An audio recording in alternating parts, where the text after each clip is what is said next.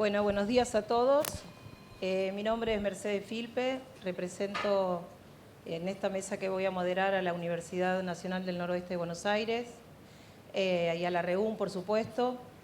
Bueno, lo primero que quiero agradecerles a todos los que se han acercado a escuchar esta mesa, que verdaderamente es un trío de lujo que van a poder escuchar hoy. Dos deseos se han cumplido para el día de hoy. Uno, al fin paró la lluvia, y otro, al fin una mesa de diseño en las jornadas de ediciones universitarias. Entender lo que nosotros podemos decir de alguna manera, lo que es el diseño conceptual, algunas líneas que tienen que ver con propuestas mucho más allá de que una propuesta bonita. Y para eso seguramente hoy en esta mesa van a poder apreciar tres trabajos. En el caso de Pablo, que es el que va a comenzar, que denominó 2 colecciones en 20 minutos, después va a continuar Venancio y va a cerrar, un lujo para todos nosotros, esta mesa, Rubén Fontana. Así que no les quiero robar tiempo porque sé que están todos preocupados con que, bueno, en 20 minutos es poquito y quiero que tengan la mayor cantidad de tiempo posible cada uno. Al final de la exposición de los tres vamos a interactuar, los que quieran preguntar, por supuesto. Así que vamos a comenzar ya mismo con Pablo Cogaya. Denominó su presentación de hoy 2 colecciones en 20 minutos. Vamos a ver si lo cumple. Dicen que somos medio exagerados, mentirosos los diseñadores. Vamos a ver. Yo me tomé el atrevimiento de hacer una trampa porque me habían propuesto una colección y yo, para tratar de poner más contenido, propuse 2 colecciones. Me interesaba también la idea de que no fuera solamente un colega argentino el que mostrara, entonces elegí también un trabajo de un excelente diseñador mexicano que se llama Alejandro Magallanes. El colega argentino es Ezequiel Cafaro. Y son 2 colecciones en las que me enfoqué en la cuestión de la identidad, de qué manera esas colecciones abordan la cuestión de la identidad. Empiezo con el trabajo de Alejandro para la editorial Almadía, que es una editorial de Oaxaca. Cuando la editorial cumplió 10 años, él se puso en contacto con la dirección de la editorial y de entrada se propuso hacer un libro. La propuesta de ese libro iba a ser tan potente que a partir de esa misma propuesta, él después siguió trabajando con la colección de narrativa de la editorial. En una presentación muy linda que tiene Alejandro, él dice que la culpa es de la iguana, porque la iguana es la imagen con la que él identificó el primer libro. De una manera sutil y a la vez muy planificadora, no fue solamente por el lado de la imagen para la tapa, sino que se propuso unificar la manera de titular, de resolver los títulos de las colecciones, con una tipografía grotesca, solamente en caja alta, o sea, en mayúsculas, una tipografía estrecha.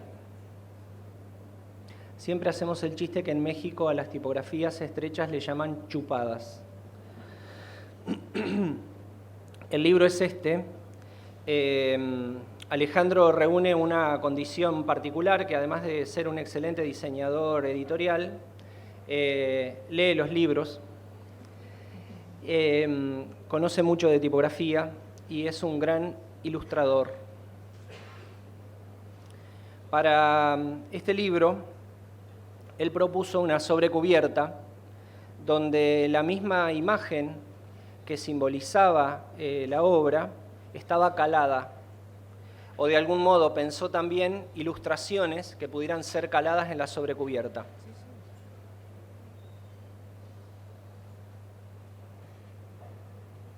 Es una propuesta muy simple que parece que siempre debiera haber sido de ese modo, ¿no?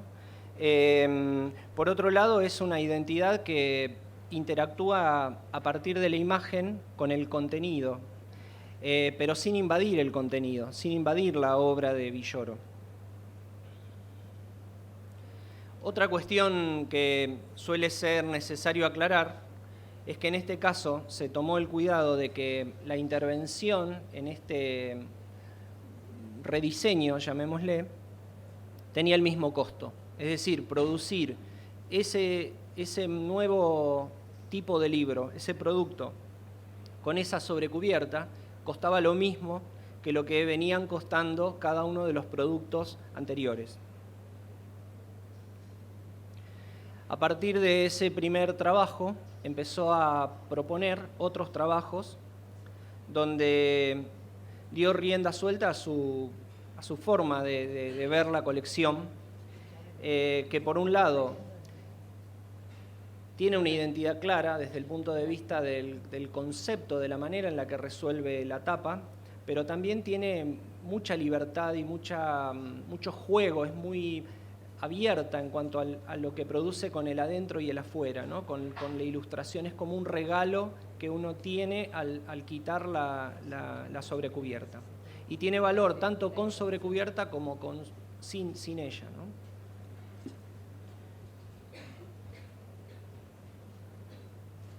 Por una cuestión de fidelidad a los 20 minutos, no traje variaciones que tiene esta colección, porque después de esta primera propuesta, el juego de sobrecubierta con cubierta tomó otro vuelo, ¿no? Y le permitió desplegar otras variantes.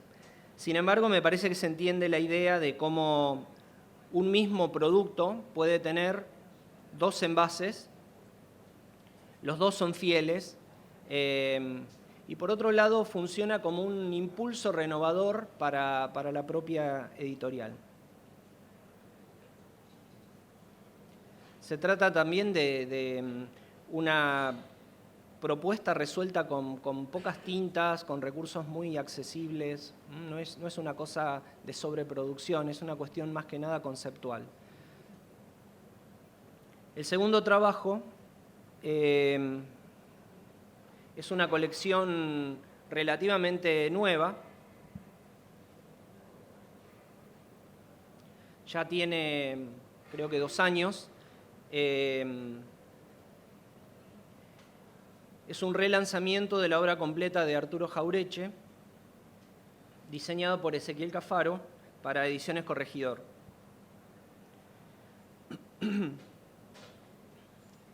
La primera idea de esta propuesta se basa en extraer una palabra clave del nombre de cada libro. Un poco poniendo el oído de cómo la gente pide el libro en la librería. Hacha y tiza, no dicen el nombre entero, medio pelo, ¿no? Entonces, esa complicidad hace que, de algún modo, el libro ya se llama como la gente lo va a llamar, aunque el nombre de la obra no sea exactamente ese. Hay una propuesta tipográfica que juega con tipografías variadas, como uno puede decir, bueno, si en lugar de usar tantas tipografías usara una sola, no sería el mismo efecto, ¿no? De diversidad. Como si fuera un logotipo, están trabajadas. Cada palabra está ajustada para que funcione como una especie de marca, como una especie de señal. Tiene una propuesta cromática que le da, entiendo, una impronta muy contemporánea. Tiene que ver con un momento político también, que es el contexto de este relanzamiento, que se dirige a un público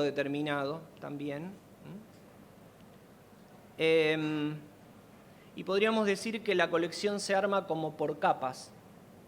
Un color, una marca y la figura de Arturo Jauretche, ¿no? Es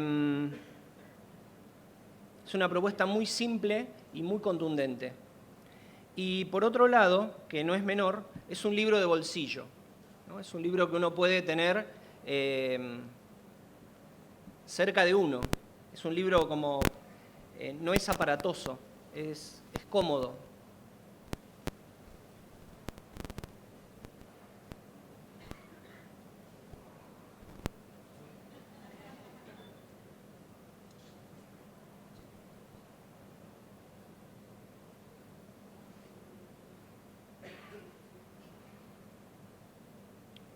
Este sería el resumen.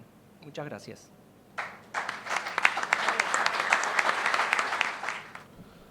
Bueno, buenos días, ¿no? ¿Todavía? Sí. Ahí al borde. Al borde. Bueno, estoy todavía sorprendido de la fidelidad de Pablo con el horario. Yo voy a tratar de hacerlo, pero en mi defensa digo que sí elegí una colección. Ahí sí voy a ser fiel.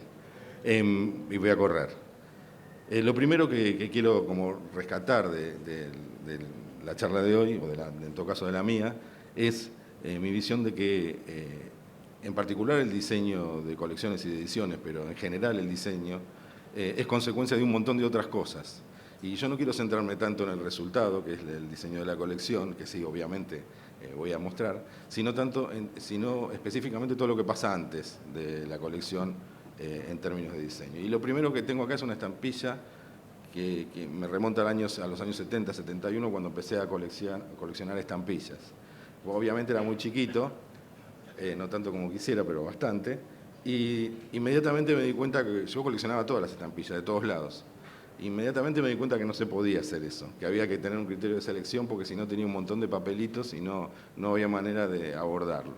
Entonces, lo primero que empecé es a seleccionar por países, y obviamente lo más fácil era Argentina, y lo primero que me doy cuenta es que había un criterio muy rápido que uno podía encontrar, que era que eran los dibujitos que eran iguales, las letritas eran iguales, y cambiaban los colores vinculados a los precios. Entonces ahí, obviamente no lo sabía, no lo podía definir de ese modo, ahí encontré mi primera colección. Después encontré que había otras maneras de resolver una colección y que no eran tan cerradas, ¿no? Que había algunas constantes, ¿sí? Los colores, los marcos, el tipo de ilustración, la temática, que podían constituir una colección y uno la podía reconocer. Pero también me di cuenta que había otros criterios que podían construir una colección y sin abordar el tema de selección, ¿sí? Que nos lleva a otras discusiones, que desde la gráfica son más difíciles de abordar, pero son muy fuertes en términos de contenido. Y puede haber colecciones con una mirada desde muy distintos lugares, ¿sí?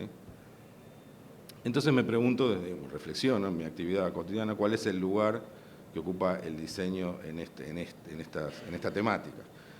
En primer lugar, y el lugar más popular y más fácil de entender, es el pragmático. Somos los que hacemos los dibujitos, ¿sí? Asociado con la cosa formal. Y por otro lado, que es el lugar que más me interesa, es la mirada estratégica, que es qué es lo que hacemos cuando no hacemos los dibujitos, o en todo caso, qué es lo que hacemos antes de hacer los dibujitos, ¿no? Y en términos de colecciones, toda colección naturalmente empieza por un primer ejemplar, ¿no? Y con una mirada muy optimista, ¿no? Empezamos una colección y esperamos que tenga muchos ejemplares.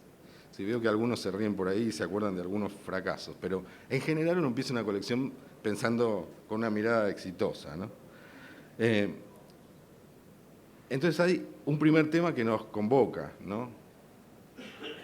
En este caso, ¿por qué elegí yo la colección que voy a mostrar? En primer caso no quería que sea propia, quería que sea de otra persona. Eso tiene una complicación, que es que no conozco tanto el proceso de la edición. En segundo lugar, como participé en esta edición, no como diseñador gráfico, en términos de lo pragmático y los dibujitos, pero me permite tener conocimiento profundo de ella. Y en segundo lugar, es una colección de un muy buen diseñador, que es Darío Contreras, y en ese sentido que tenga interés la colección y que tenga un buen diseño.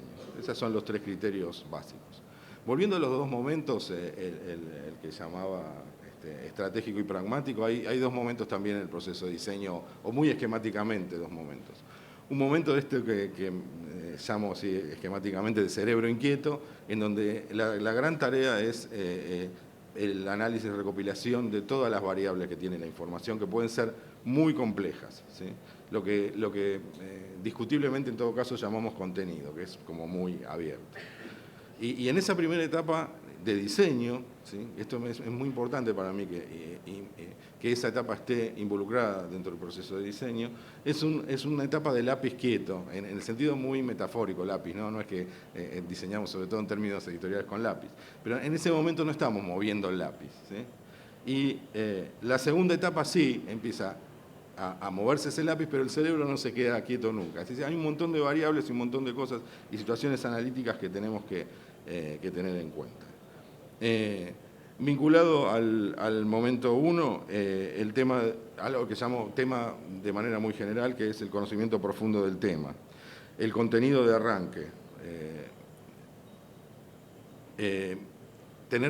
empezar a previsualizar el proceso de lo que va a ser esta edición. El diseño básicamente se nutre de ese contenido. Yo digo que el diseño es consecuencia, y esa es una palabra que me interesa mucho. El diseño siempre es consecuencia del contenido, en el sentido más amplio, en el sentido textual, en el sentido de cosas, de situaciones inesperadas, en el sentido visual, en el sentido ilustrativo, fotográfico. Hay miles de situaciones que conforman este paquete que llamo ese contenido, y uno tiene que conocer muy profundamente. Pablo hace 2 minutos decía, un diseñador que lee mucho, ¿sí? Y uno no puede diseñar si no conoce el contenido. El contenido en el sentido, esto trato de ser muy gráfico, en el sentido bien amplio de ese contenido. Y ese contenido tiene problemas, muchas veces tiene el material que necesitamos y muchas veces tiene muchas carencias, es decir, hay muchas cosas que faltan de ese material. Y nosotros, como diseñadores, no estamos ajenos a eso. Muchas veces interactuamos, porque formamos siempre parte de un equipo, para tratar de resolver y tratar de completar esos faltantes de contenido. En términos de fotografías y de la colección que vamos a ver ahora, el tema de los retratos, el tema de las fotos de archivo, el tema de la producción en vía pública, el tema de la producción de esos mismos retratos, el tema de recopilar material fílmico y sacar material de eso para completar una edición, teniendo muy claro cuáles son las necesidades que va a tener. Y por supuesto, un tema no menor, que es la audiencia. ¿Para quién estoy trabajando? Que no es para el que con el que estoy elaborando el diseño, sino el que lo va a recibir, el que va a hacer uso de ese diseño, ¿sí? Y después del momento 2, este momento de la prefiguración, digamos, el diseño es continuamente imagina objetos que no existen ahora y van a existir en un futuro. Esto lo llamo prefiguración. Prefigurar ese objeto libro, ese objeto colección, y proyectarlo en términos profesionales y específicos de diseño. Para entender todo esto, quisiera pasar una peliculita muy breve, que es el tema, lo que resume el tema y el espíritu de esta colección que vamos a encarar en minutos.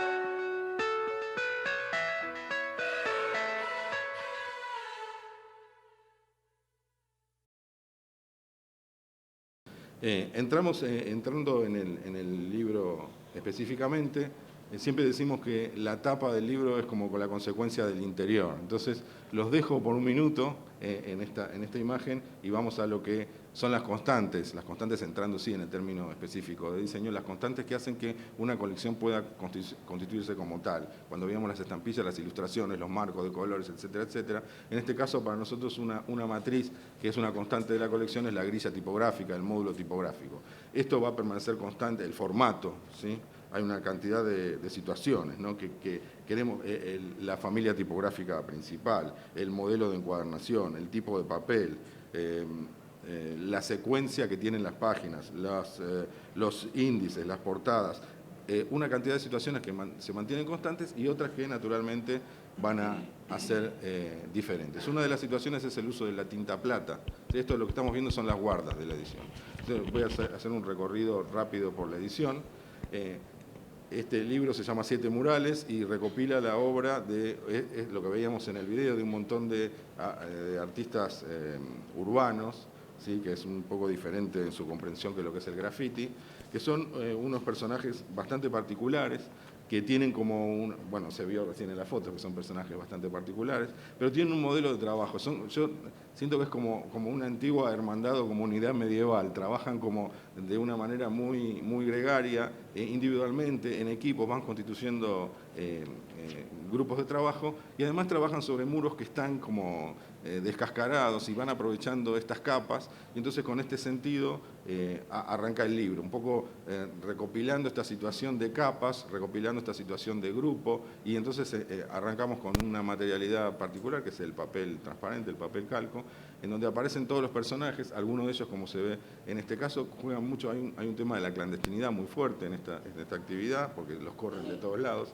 a los artistas callejeros, o en todo el mundo los corren de todos lados, acá no. Entonces algunos de ellos no quieren dar la cara y entonces hay decisiones editoriales respecto a cómo hacemos la foto cuando uno se niega y otros no. Hay, bueno, situaciones que aceptamos de diferencias.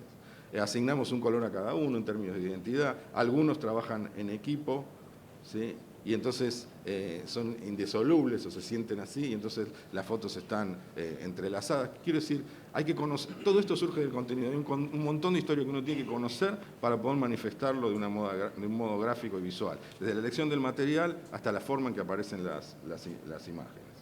¿Sí? Y además tratar de rescatar cada una de las identidades, no solo por la croma, sino por la foto que cada uno hace, el retrato de cada uno de ellos. Respetamos mucho eso en la producción, de la cual también participamos.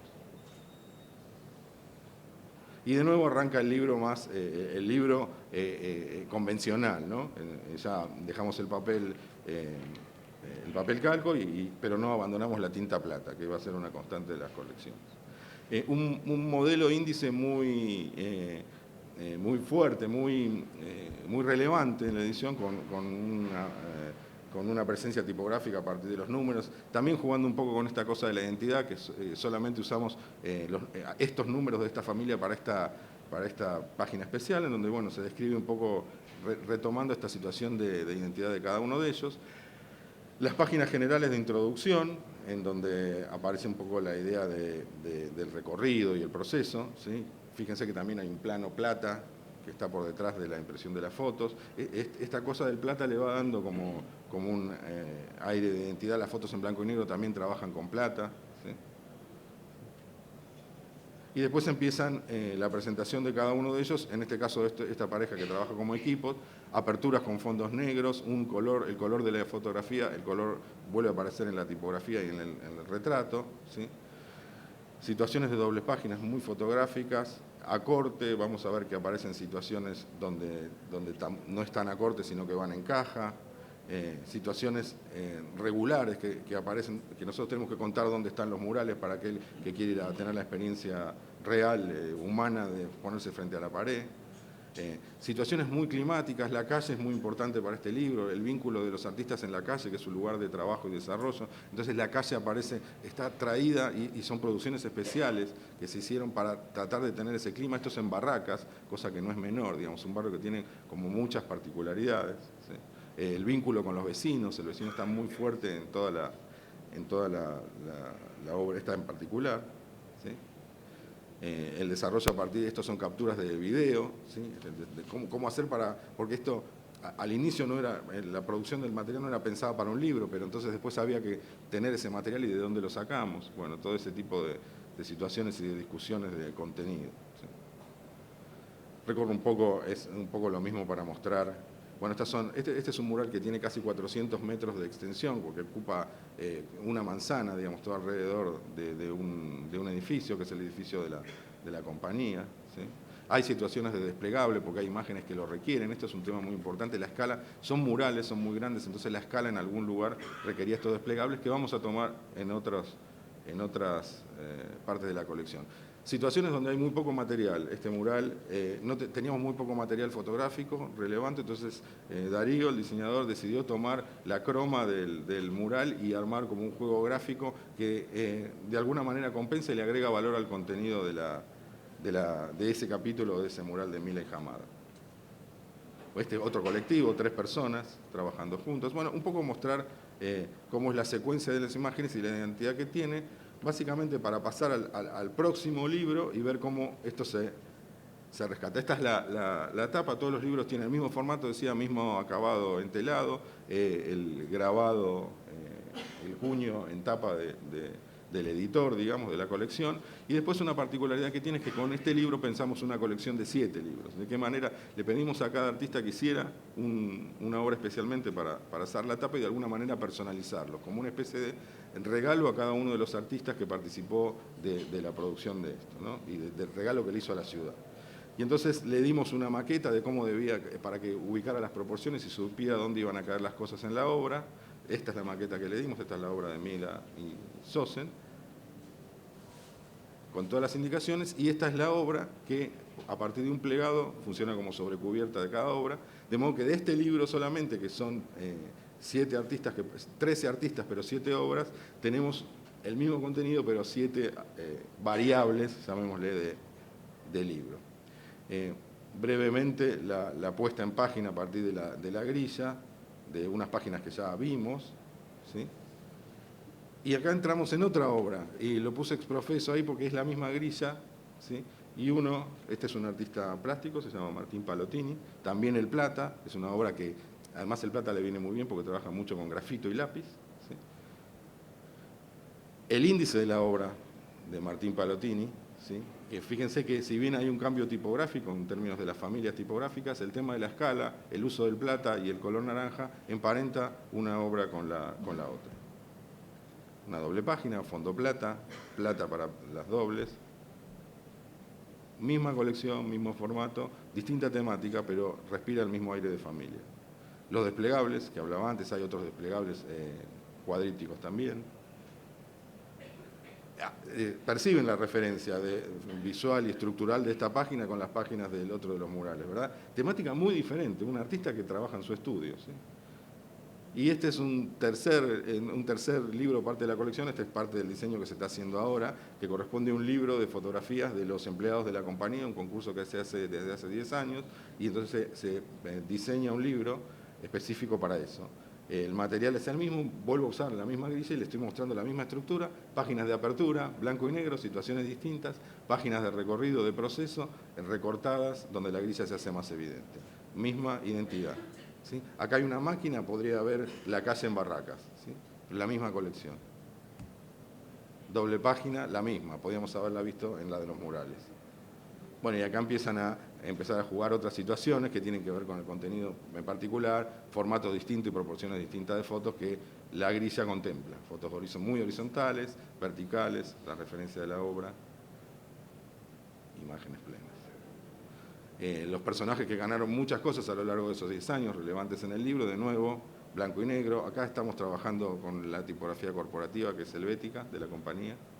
El tema de aperturas, textos grandes, ¿sí? Fondos negros. La misma que vimos antes sin grilla, la misma sin grilla. Gracias. Listo. Este que voy a mostrar es el diseño de una colección que hicimos en nuestro estudio para las obras seleccionadas de Griselda Gámbaro. Griselda Gámbaro, creo que la deben conocer, es seguramente la dramaturga más trascendente que tiene nuestro país. Y es una persona que yo conocí personalmente en el año 1964, es decir, antes de ayer. Prácticamente desde que se inició en el teatro, o por lo menos desde que empezaron a ponerse sus obras en escena. La primera de ellas fue Las Paredes, y este trabajo de diseño comenzó a partir de una conversación que tenía yo con ella, porque ella siempre se quejaba o se queja de que las ediciones de sus obras, tanto las de teatro como las novelas y los cuentos infantiles y demás, normalmente están mal editados. Y entonces reniega una y otra vez porque las ediciones no acompañan, digamos, el contenido de su obra.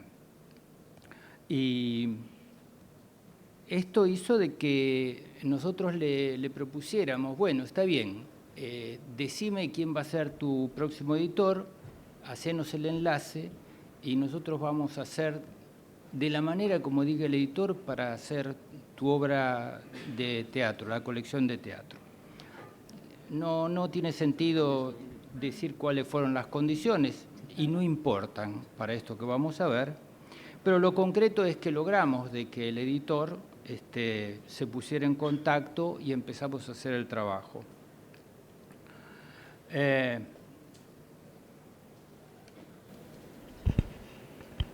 Hubo un formato dado, hubo la condición de que debía ser una edición económica y teníamos conciencia de que seguramente iba a ser una edición de unas 2.000 páginas. Es decir, que eso ya daba que como cifra máxima para cada volumen, para poder encuadernarlo de una manera estándar, debían ser más o menos 500 páginas por volumen.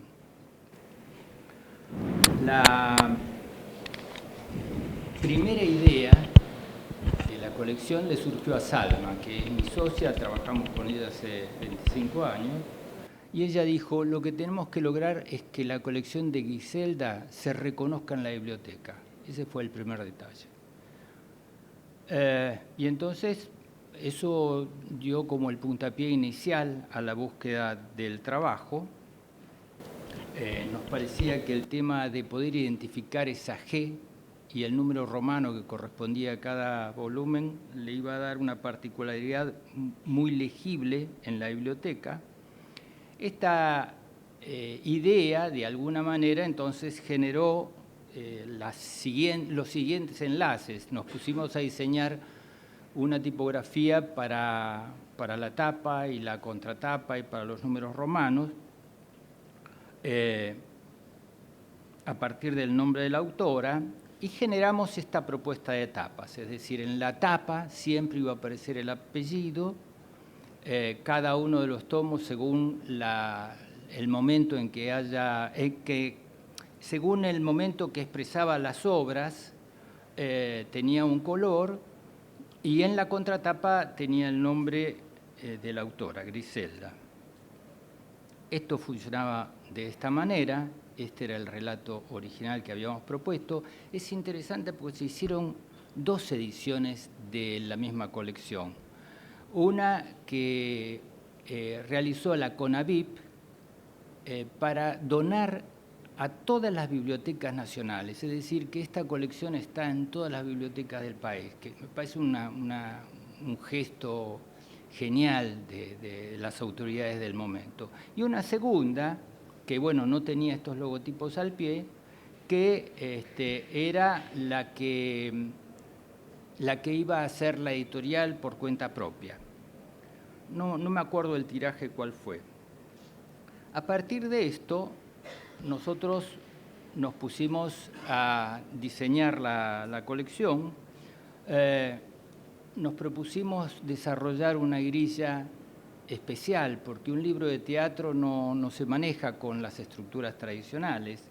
La página de teatro tiene distintos componentes. La primera cosa que tiene es que están los personajes jugando como apertura del texto. Luego, en el texto hay una mezcla de situaciones que tiene que ver con que se describen las escenas, se describen la actitud de los personajes, y después está el bocadillo de cada personaje. Es decir, es una situación que tiene cierta complejidad, no es un libro de inmersión tradicional.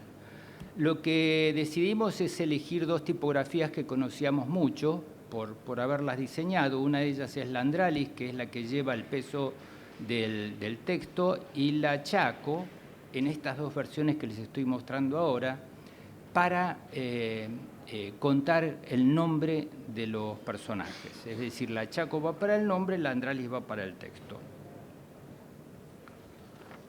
Y determinamos esa forma de uso que están viendo ustedes acá, que es que la Chaco, bueno, va contando, como les decía, a la izquierda, cómo es que se comportan, cómo es que se nombran los personajes, y después ya ven más o menos cómo funciona la Andralis. La puesta en escena parte de esta portadilla, y la portada repite el gag ese que les mostré de la tapa para dar paso a lo que sería ya el comienzo del libro. Como son 4 volúmenes, la biografía obviamente es la misma, porque la autora no cambia en los 4 tomos. Pero lo que se nos ocurrió es sugerirles que las fotos sí tuvieran relación con el momento en que ella había escrito las obras. Entonces, la primera es Griselda joven, diría que casi tan joven como cuando la conocí. Luego, cuando ya tenía su primera hija y estaba por tener a Lucas. Luego, en una edad un poquitito más avanzada, y Griselda ya contemporánea. Esta situación, lo que entendíamos nosotros, nos iba dando un poco el paso del tiempo y también cómo el tiempo había actuado sobre el personaje, ¿no?, que se describía. Hubo una segunda cosa que la autora aceptó de buen grado de las sugerencias que les dimos desde el diseño, y es que los prólogos también fueran variados, es decir, de que cada tomo tuviera un prólogo diferente. Y en ese sentido se eligió a Cristina Vanegas, a Nelly Knight, a Patricia Zángano y a Silvio Lang para que escribieran cada uno de ellos un prólogo. La puesta en página tipo es esta que les voy a mostrar en 3 secuencias muy rápidamente, que es que cada obra comienza de esta manera: una página en blanco, la de la derecha con el nombre de la obra, inmediatamente viene el día y la fecha en que se estrenó, el lugar, los personajes y quienes intervinieron para la exhibición de la obra. Luego venían estas 2 páginas de imágenes, una especie de resumen brutal de qué es lo que había acontecido con la obra, en este caso es Las paredes, la primera obra, y luego sí ya venían las páginas con el texto de la obra. Es decir, que este era el comienzo y seguían la cantidad de páginas como esta que les estoy mostrando, de la manera más clara posible y más simple posible para dar paso a la obra siguiente. El tema es que estos blancos que habíamos proyectado tenían que ver con que un libro de estas características puede ser un tanto pesado, ¿no?, en la reiteración. Cada 10 o 12 o 15 páginas se vuelve a reiterar el mismo mecanismo, es decir, que los descansos los considerábamos fundamentales nosotros. Por eso la mecánica esta que habíamos desarrollado. Bueno, el sistema corre igual, viene El campo, que es la tercera obra que estrenó ella. Creo que esta la estrenó en el Ya, si no me equivoco. Sí. Y el mecanismo es la misma, es el mismo. Fíjense lo que era el elenco, ¿no? Lautaro Murúa, no leo, ¿cómo es? Inda Ledesma y Ulises Dumont. Es decir, es una barbaridad lo que se había congregado para estrenar El campo, que es una de las obras que más éxito había tenido. Y bueno, la cosa sigue de la misma manera, y aquí ya termina la propuesta, digamos. Yo podría terminar esta charla acá, pero me voy a tomar unos minutitos para contarles una anécdota. Cuando el editor dio la propuesta completa, le pareció que el tema de los colores de la tapa no eran suficientemente marketineros. Y entonces nos propuso de que los colores fueran más de este tipo. Esto hubo que pelearlo porque eran un poco más estridentes los que él pretendía. Pero presten atención a los colores estos porque tienen como una consecuencia. También nos quitó la posibilidad de trabajar con el lomo separado de la contratapa. Lo concreto es que no digo que haya quedado mal, me hubiera gustado más de la otra manera, me parecía que tenía más que ver.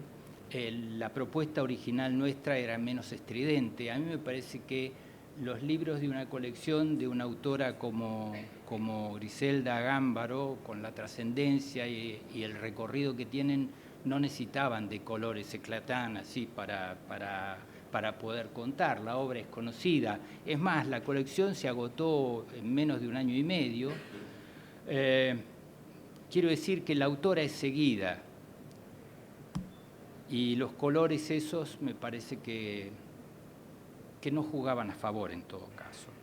Pero pasan estos accidentes de la vida y es que en noviembre de 2015 a mí me invitan a dar una conferencia en la Feria del Libro de Guadalajara, que es una feria importante, robusta la Feria de Guadalajara, ¿no? Y bueno, habíamos ido con Salma a dar esta conferencia y resulta ser de que obviamente aprovechamos para recorrer las salas y ver las exposiciones de los distintos países, qué bien están trabajando en Alemania. No tiene nada que ver con lo que uno sospecha de los alemanes, realmente están lanzados y a mí ese tipo de cosas me entusiasma. Qué bien trabajan los suizos en este momento, también nada que ver con la idea que tenemos de cómo desarrollan la gráfica suiza. Hay realmente propuestas, que es lo que yo siento que le está faltando al libro. Si uno hace una comparación entre lo que ha pasado con el desarrollo de los libros y, por ejemplo, el desarrollo de los periódicos han dado un salto fenomenal. No estoy hablando de los contenidos, estoy hablando de la forma. También en los contenidos han dado un salto fenomenal. Pero los periódicos han avanzado muchísimo en la manera de comunicar, mientras que el libro prácticamente sigue parado como hace 400 años, por no exagerar.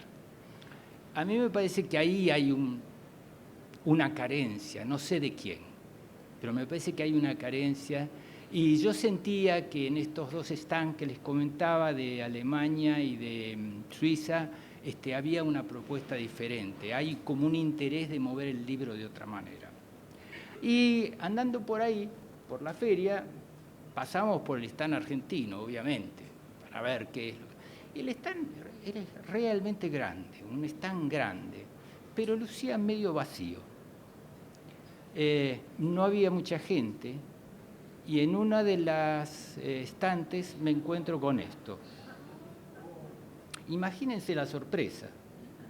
A la derecha está el libro de Gámbaro, pero hay 3 libros a la izquierda de Roberto Cosa. Roberto Cosa también no hace falta que les diga la importancia que tiene como autor de teatro.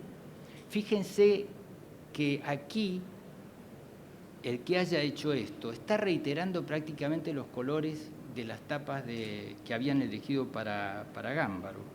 Quiere decir que había una idea fija por ahí, ya antes, ¿no? A la izquierda van a ver lo que pasa con las páginas de Cosa y a la derecha lo que habíamos propuesto con las páginas de Gámbaro. Evidentemente, la persona que desarrolló las páginas de Cosa no supo cómo diseñar la tipografía para el nombre y entonces hizo algo parecido. Bodoni, sé igual, ¿verdad? Y además tampoco le preocupó que Cosa tenía 5 letras y Gámbaro tenía 7 letras. Y después en la contratapa, no solamente nos había impuesto el azul S a nosotros, sino que se mandó nomás con el rojo. Para Cosa, pobre Roberto Cosa, un tipo que yo admiro mucho por su obra y por su actitud, ¿no? A mí me parece que esto es una cuestión de falta de cultura. ¿Qué quieren que les diga? Lo digo así porque me pesa, ¿no? Después, ni hablar de lo que hace con la tipografía. Todos aquellos que saben más o menos del tema se dan cuenta cómo están diseñadas estas letras y además cómo están espaciadas. No sé. Fíjense lo que pasa con la página de texto, porque cuando uno copia, la habilidad del que copia es copiar bien. Y se nota enseguida cuando no copian bien. Normalmente se copia muy mal, porque se copia la figurita, pero no se copia la densidad de la cosa del que había hecho el trabajo, ¿no?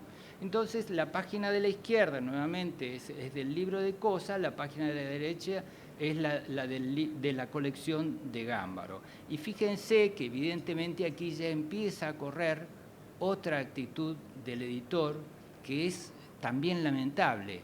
En la página de Cosa mete 2 líneas más de texto en la caja, porque hay que aprovechar, porque el papel es lo más caro de una edición, ¿no? Entonces meten 29 líneas de texto contra 27 que tenía para lograr el interlineado que entendíamos que le venía bien al libro.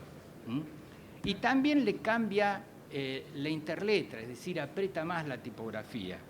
Nos encontramos entonces con las páginas de presentación. Acá están, bueno, obviamente copiando de alguna manera lo que habíamos propuesto. Y cuando llegamos a las páginas de la obra propiamente dicha, nos dimos cuenta de que esta gente no pudo conseguir la Chaco. Entonces puso alguna otra tipografía, pero sí pudo piratear la Andralis. Y sí la usó. Aunque la usa mal, usó la Andralis. Este vendría a ser el resultado de la cosa. Aquí podríamos terminar diciendo que aunque la copia partió de un diseño elaborado, no tuvieron la cultura para copiar bien. Es una obra que imita otra, pero que no logra el nivel. Lamentablemente, para nosotros, el editor dejó el nombre nuestro como si fuéramos los diseñadores. Y yo no me siento, aunque haya hecho la estructura, no me siento diseñador de ese libro. Obviamente no nos consultó en ningún momento. La sorpresa fue en Guadalajara, no estoy improvisando en ese sentido. La mezquindad puede confundirse con la ignorancia, pero aceptemos que en el medio está la inteligencia, que podría disimular ambas carencias. El autor necesita una puesta en página que facilite la lectura. El diseño es responsable de la calidad de esa puesta en página, que está obligada a beneficiar al texto. El editor debe poder dialogar con el autor y con el diseñador. Solo en equipo se puede mejorar la mediocridad, pero debe haber inteligencia y predisposición. Muchísimas gracias.